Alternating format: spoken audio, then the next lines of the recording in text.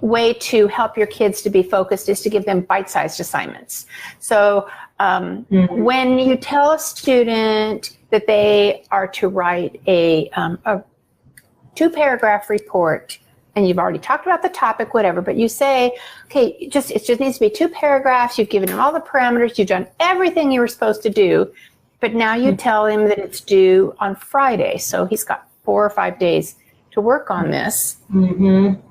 Many children, regardless of their special needs or whatever, they can just be procrastinators. They just don't have the skills.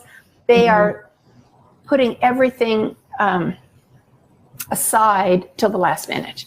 Right. Instead, with a child who struggles, a reluctant writer, a special needs writer, break it up into steps. So writing is a bunch of steps. You have pre-writing, which is where you talk about what you want to write. You maybe do some activities that teach a writing skill that they can use in that lesson. Exactly. You want them to be able to brainstorm and plan their story out using some kind of a graphic organizer. It can be something that's visual, that has boxes and sections and sequencing, or that has mind mapping, anything that helps them to visually see. So brainstorming is super important, helping them get the ideas out and begin the rough organization. Right, because I think we think writing is such a linear process when it really is not. It is so much about building that structure ahead of time before you even get to the paper and starting to write and putting it into a linear structure. Well, thank you for saying that. That is really true. Yes, writing it's more global. And it involves our senses, and it involves our intellect and our physical ability. And so there are lots of things that are in play here.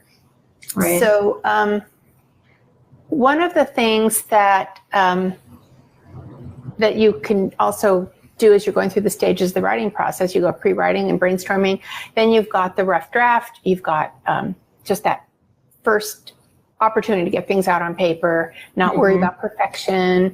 Right. As a matter of or fact, spelling issues, or all those things. He said, I like that they call it a sloppy copy, Mom, because it means that if I'm going to follow directions, I have to be sloppy the first time.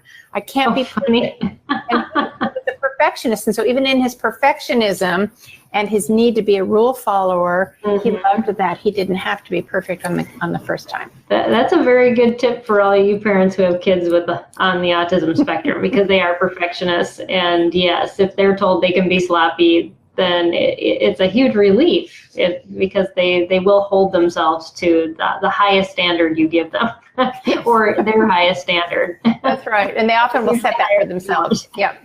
So then we've got editing and we've got revising, and those are also parts of the writing process so that you get to a final draft.